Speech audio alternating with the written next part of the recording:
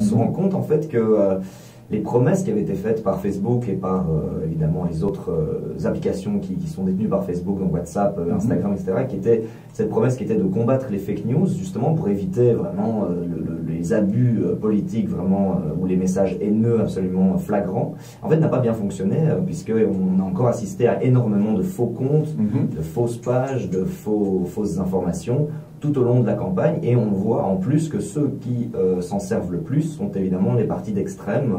On a noté une grande utilisation de ces pages-là par l'AfD allemand, donc le parti d'extrême droite. D'accord. On a eu des incitations à la haine aussi du côté de la Lega, on a eu de la suprématie blanche en France, on a eu toute une série de choses, souvent dans les extrêmes. Donc voilà. D'accord. Et donc ce n'est pas une coïncidence alors? Là, on se rend compte que voilà, les fake news ne sont pas suffisamment bien détectés. Alors est-ce que c'est vraiment une décision de Facebook de laisser plus ou moins couler parce qu'ils se disent qu'en même temps, c'est ces partis-là qui dépensent un max d'argent là-dedans et finalement tout ça tourne. C'est les bons clients.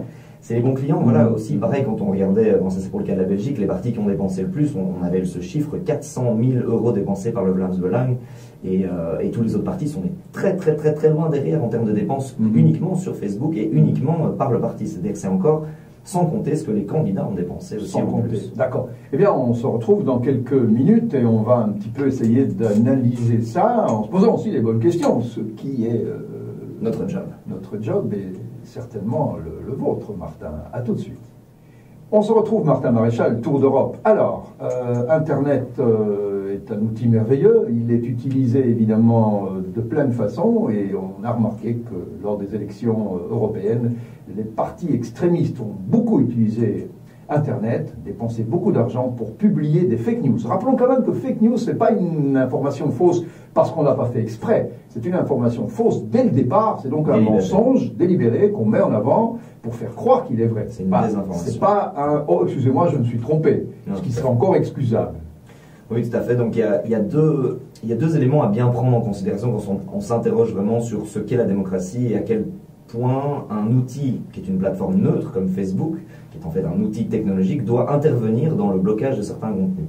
Alors, personnellement, à titre personnel, en tant que démocrate, c'est vrai que ça m'embête de voir des partis populistes, des partis racistes qui utilisent ces réseaux sociaux pour diffuser des messages. Mais quelque part là, la question est un peu sensible pour savoir s'il faut les interdire tout de go. C'est un petit peu comme si, c'est comme la question en France, est-ce qu'on donne la tribune au parti du Front National quand il était très fort dans les sondages? Oui ou non, c'est une question. Mais par contre, l'autre chose dont on peut être sûr, c'est que s'il s'agit d'une fausse information, vraiment de contenu qui est factuellement faux, mal intentionné, là on peut intervenir. C'est-à-dire que là, c'est juste, entre guillemets, de pouvoir les retirer. Et c'est là que les plateformes pêchent encore énormément.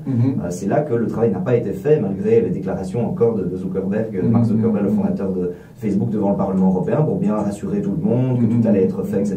Il faut aussi rassurer les actionnaires. Hein. Si on se prive de centaines et de millions d'euros de recettes, ça ne va pas rassurer les actionnaires non plus. Voilà, tout à fait. Mais bon, voilà, c'est un combat en effet assez délicat que de défendre la démocratie et d'interdire en même temps que cette démocratie soit utilisée. Ça me paraît quand même compliqué sur le fond. Donc c'est deux choses très différentes. À moins que ce soit délibérément prouvable que l'information est fausse. Voilà. Ou du contenu qui tomberait, par exemple pour la Belgique, on a une loi anti-racisme, donc la loi Moureau, qui permet d'interdire vraiment du contenu qui est de l'appel à la haine, de l'appel à la xénophobie, des choses comme ça. Ça, c'est des garde-fous qui ont été installés, mais ils ne sont pas les mêmes dans chaque pays.